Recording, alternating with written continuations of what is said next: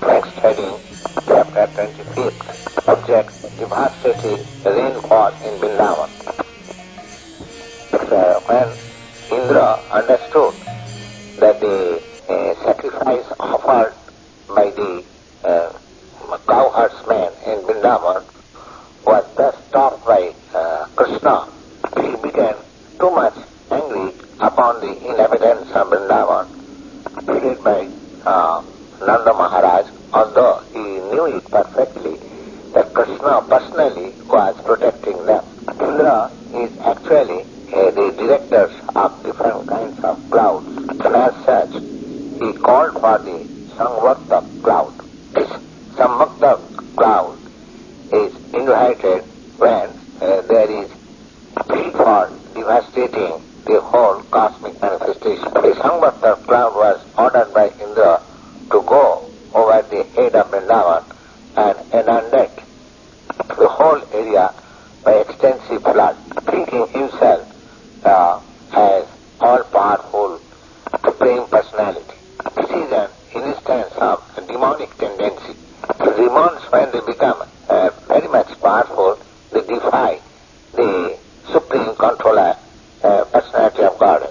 So Indra also, being puffed up by his material position, wanted to challenge Supreme Controller, and he thought himself, at least for the time being, as good as Krishna. Indra began to say, just see the impudency of the inhabitants of Vrindavan.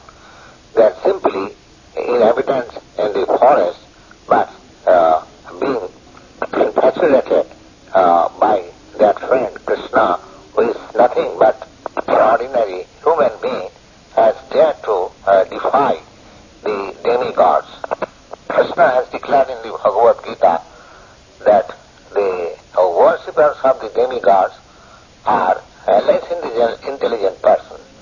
And he has also declared that one has to give up all kinds of worship and simply concentrate to Krishna consciousness. Krishna's invoking the anger of Indra and later on chastising him is a clear indication to his devotees that those who are engaged in Krishna consciousness has no business to worship any demigod, even if sometimes it is found that the demigod becomes angry with such persons. They should completely depend on the mercy of Krishna, and even the demigods are angry upon them, Krishna will give them all protection. Thus Indra defied the action of the inhabitants of Vrindavan and began to say that the inhabitants of Vrindavan, by defying the authority of the demigods, will thus suffer in their material existence because neglecting the sacrifice of the demigods, they cannot cross over the impediments of the ocean of material existence. And they also declared that these cow herdsmen in Vrindavan have neglected my authority, believing on this talkative boy known as Krishna is nothing but a child, but by this action of believing the child, they have embraced my passion.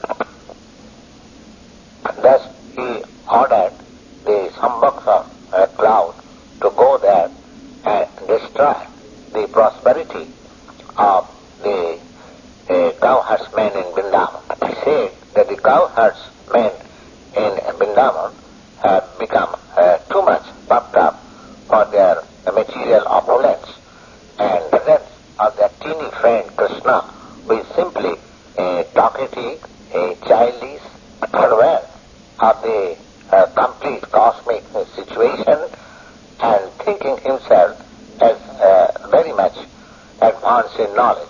Because these cow herdsmen have taken Krishna so seriously, they must be punished, and he ordered the Samvarta cloud to go there and inundate their place, specifically destroy their cows. In other words, it is indicated here that in villages or outside the towns, the inhabitants must depend for their prosperity on the cows, and when the cows are destroyed, they become destitute from all kinds of opulences. Although King Indra ordered the Bhakta cloud and his companion to go to Vrindavan, they were afraid of doing this mischief, and therefore, to give them assurances, King Indra said that you go first of all, then I am also going there, riding on my elephant, accompanied by the great stones and order to punish the inhabitants of Vrindavan. I shall apply all my strength there.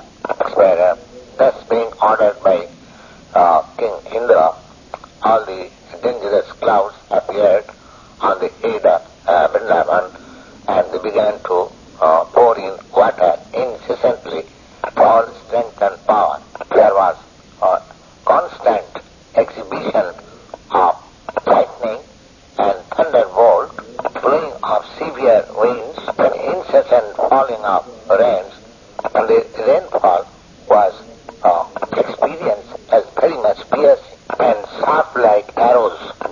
In this way, when the clouds were pouring water as thick as pillars incessantly, gradually all the lands in Vrindavan became filled up with water, and there was no distinction to find out which land was higher and which land was lower, specifically creating a situation very much dangerous to the animals. The rainfall being accompanied by great wind, every living creature in Vrindavan, namely all the animals, all the cowherdsmen, all the gopis, began to tremble on account of severe cold, and without finding any other source of deliverance, all of them approached Govinda, Lord Krishna, for taking shelter at his lotus feet. Cows especially, being too much aggrieved on account of heavy rain, bowed down their head and took their cups underneath their body, and thus approached the Supreme Personality of Godhead to take shelter of his lotus feet. At that time, all the inhabitants of Vrindavan began to pray to Lord Krishna as follows. My dear Krishna, you are all powerful, and you are very much affectionate to your devotees.